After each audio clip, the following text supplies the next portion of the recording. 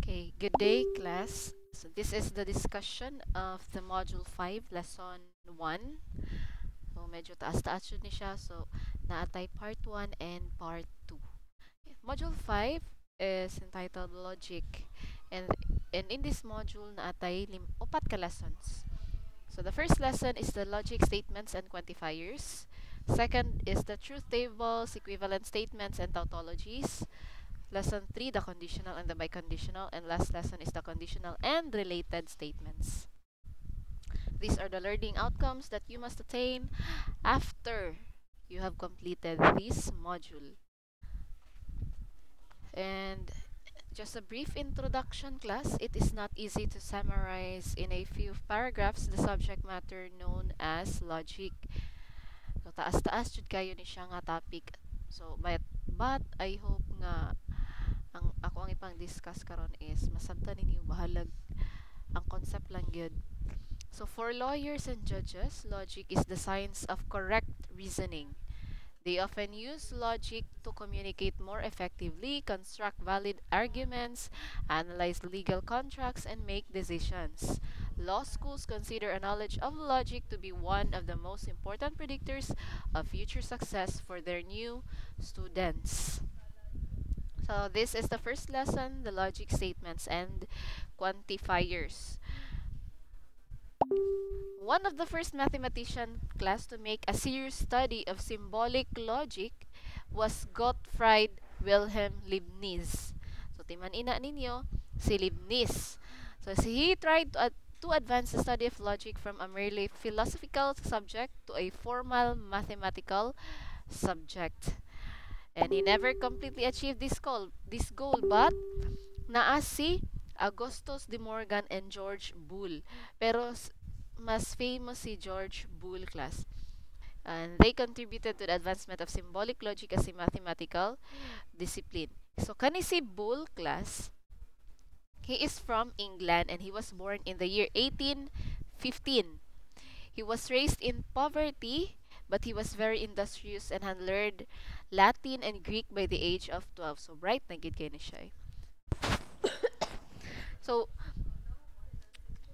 one of the published book of Boole, class kay ang Mathematical Analysis of Logic in the year 1848. And in the year 1854, he published the more extensive work.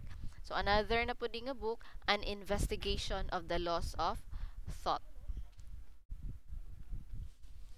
So now, logic statements. Unsa maning logic statements?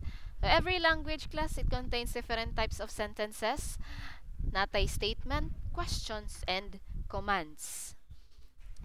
So sa kani nga kuan, so the first draa is the test today? It is a question. Go get the newspaper. It is a command. So this is a nice car. It is an opinion. And then, last, Denver is the capital of Colorado. It is a statement of fact. So the symbolic logic that Boole was instrumental in creating applies only to sentences that are statements as defined below. So maning statement. So a statement is a declarative sentence. So dili ni siya pareha sa question, dili pareha sa katong command, dili pareha sa opinion. So, a statement is either true or false. Pwede siya true, pwede siya false. But, ang statement kay dili siya pwede nga both siya nga true and false. For example, kani nga sentence. So, basahon ninyo, this is a false sentence. So, unsa man na siya? Is it a statement or not? So, di ba? Pagbasahon nato siya, this is a false sentence. Ay moingon ta, ay dili na siya statement if kani siya nga statement is kani siya nga sentence is not a statement kung moingon ta ana, because if we assume it to be true, then it is false. Kung tinuod ning statement ka, this is a false statement. So parang libog siya ba? Pwede siya, it can be both true and false nga sentence. Ang kani nga sentence kani, this is a false sentence. And if mo assume ta nga this is a false sentence, class, then it is true. So statements cannot be true and false man at the same time. So this is not a statement. So as examples of statement. So determine whether each sentence is a statement. So first, Florida is state in the United States. So the solution class, it is a statement. Wala man takabalob kung tinuod na siya or dili. Ang statement man is pwede true, pwede false. So this is a statement.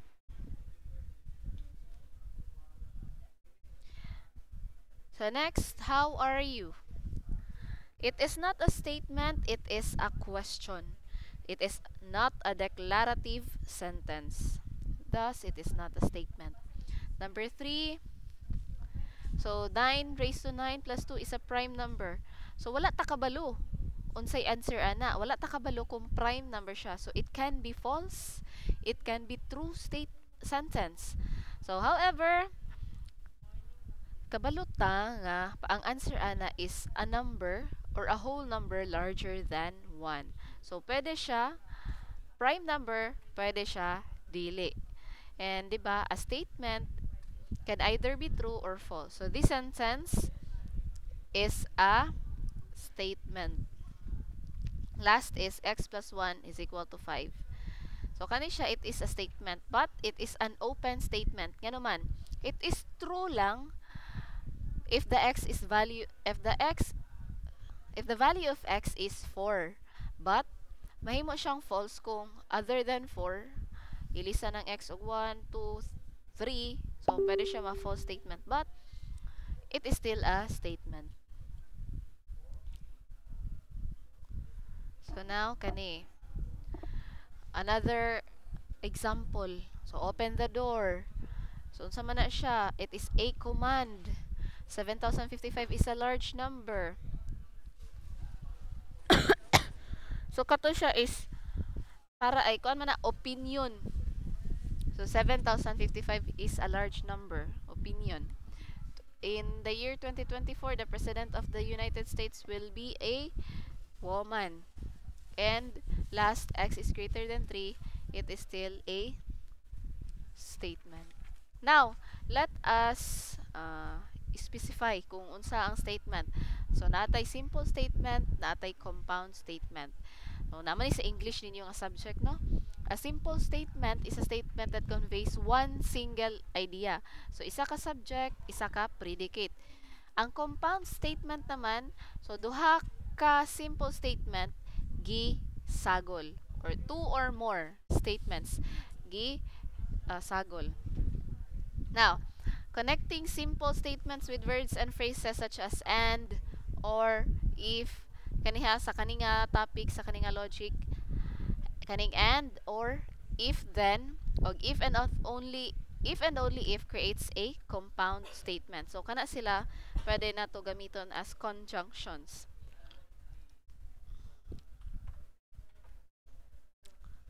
For example, I will attend the meeting or I will go to school. So kani siya nga example, natay duha ka statements dira, natay duha ka simple statements. So ang first simple statement dira is I will attend the meeting. Ang isa ka simple statement naman, I will go to school. Gisumpay siya og word nga or.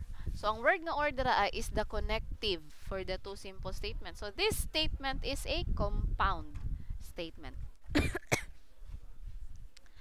So George Bull, he used the variables or symbols such as P, Q, R, and S. Kaning P, it is used to represent simple statements. So same lang na sila sa Q, R, and S. They are simple statements. Again, P, Q, R, S are used to represent simple statements. And the symbols nga kaning kung ano siya klasa, makita ninyo sa kanang picture, baliktad nga V, kanang line nga na curve, kanang arrow nga isa ug arrow nga duha, kana sila it is used to represent connectives. So mga tapulan, kabaluman mo nga tapulan yun yung mga mathematician og sulat. So gamit jud sila og mga symbol to represent statements and to represent connectives. So kani, look at the table 5.1. So logic connectives and symbols. So if the statement nagaingon siya not P or not the sentence P, parang negation ba, kabaliktaran sa sentence P. So ang connective dira is not. Ang symbol sa not is kanang curve. Ha? Basta negation gani kanang curve. So dash nga na curve. So ang statement nga not P, ang symbolic form niya is kani. Ang P and Q, so meaning conjunction. So P and Q, i-represent siya sa symbolic form. So P, ang symbol sa and, kay baliktad nga V. So again, ang baliktad nga V, conjunction, and. Ang kaning or, basta or ang connective class, ang gamito nato is V nga symbol. Ang sa if then nga statements, so if P then Q, basta if then ang ato ang connectives, one arrow to the right. So that is conditional. Isa lang ka condition. If then. Pag moingon na pud og if and only if. P, if and only if. Basta if and only if ang connective. So kanang duha ka arrow nga nagsumpay ang gamiton as symbol. Now, let us proceed to the truth, value, and truth tables. A truth value class, truth value na siya ha, dili na table. So truth value is a simple statement that is either true or false. A truth value of a compound statement depends on the truth values of its simple statements and its connectives. And a truth table is a table that shows the truth value. So kaning truth value sa simple statement, truth value sa compound, ato aning siran later. And ang kaning truth value ay truth table mao niya siya ato ang ginabuhat to know if katuba nga mga sentences kay true or false. Now, kani truth value for the negation. Sage. Kanang P dira class, mao na siya kana sa tong picture ha. Kanang P dira mao na siya ang simple statement. Now, pag ato siyang i-negate, for example the negation of the statement today is Friday. Parang i-negative daw nato ang today is Friday. So today is not Friday. So mo na iyang parang kabaliktaran. In symbolic logic, the tilde symbol or kanang nag-curve nga dash is used to denote the negation of the statement. So if a statement P is true, its negation is not P. So kana siya is false. So and if the statement P is false, the negation is true. Kabaliktaran lang. Tanawan ninyo sa table. Kani ang statement P. For example, kani ang today is Friday. So ang kabaliktaran gyud niya, ang negation gyud ana is today is not Friday. If the statement P daw class is true, therefore kung i-negate nato siya, mahimo siyang false statement. Na kung ang false statement naman is kaning P, therefore ang iyahang negation is true. Kanin yung timan-an. The negation of a statement is the original statement. So ipasabot ani. The negation of P can be replaced by P lang. Back to the original in any statement. So first example, write the negation of the statement, of each statement. So Ellie Goulding is an opera singer. The dog does not need to be fed. So ang answer ani sa letter A. So since ato ang P or ato ang sentence is Ellie Goulding is an opera singer, so ang negation jud ana is Ellie Goulding is not an opera singer. And sa letter B, the dog needs to be fed. So next example. O kani murag daw kana naatay upat ka simple statements. So sa P, today is Friday. Q, it is raining. R, I am going to a movie. S, I am not going to the basketball game. Now, gikan at i-screenshot na ninyo or kapiya sa inyo ang papel, i-post sa ninyong video, kapiya sa inyong papel para sa next slide makasunod mo.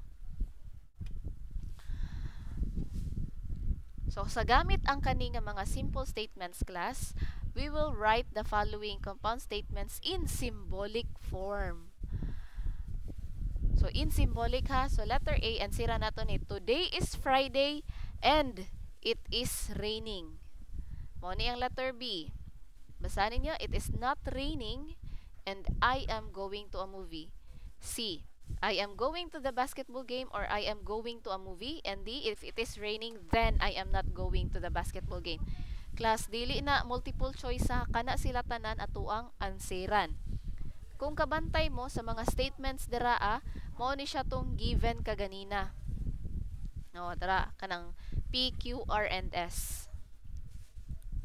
Now, unsa may answer or paano natin i-translate into symbolic form ang letter A?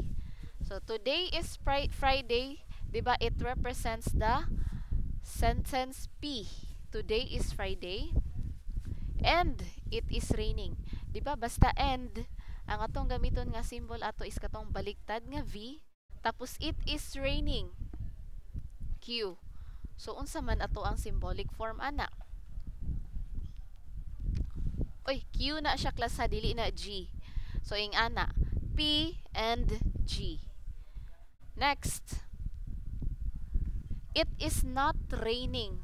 So, kato maning Q kaganina, it is not raining and gihapon, I am going to a movie.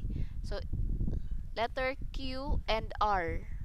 But ang first statement or first sentence nato kay it is not raining, therefore the negation of Q. O, di ba? It is not raining.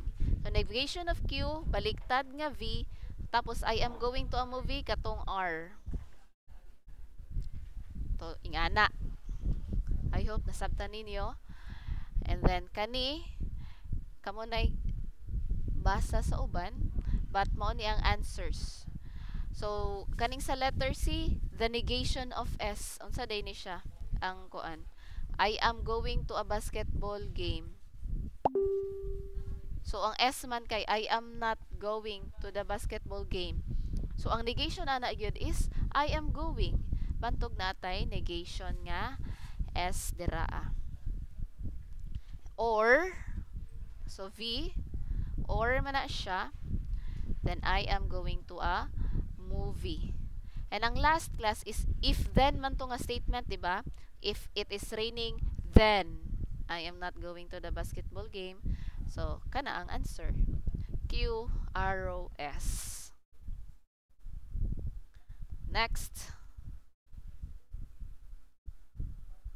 So, from symbolic na pod,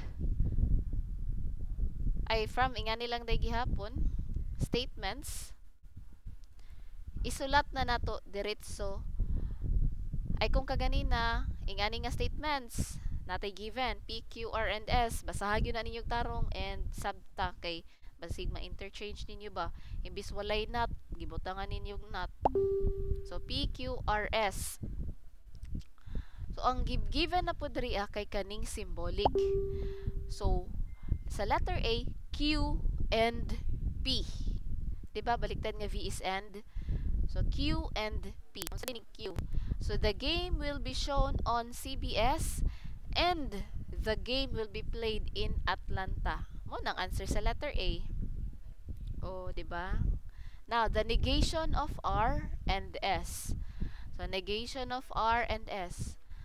So, since R is the game will not be shown on ESPN, so ang negation niya is the game will be shown on ESPN. Tapos, and man to, no? And the Mets are favored to win. So, ang given na po diri kay kaning symbolic. So, from symbolic na pod, ay from ingani lang day gihapon, statements, isulat na nato diretso ay kung kaganina ingani nga statements natay given P, Q, R, S. So ang given na po diri kay kaning symbolic. So, next. O, dra. And ang last, so natay symbol dira ang nauna kay if and only if. So S, if and only if, the negation sa P. So S og negation sa P. So the Mets are favored to win if and only if the game will not be played in Atlanta. So negation of P man. So the game will not be played in Atlanta. Mao na ang answer dira is kana. Unta nasabtan ninyo? Kung wala, balika og tan-aw. So next, compound statements and grouping symbols. So ako ni siyang i-discuss sa next video.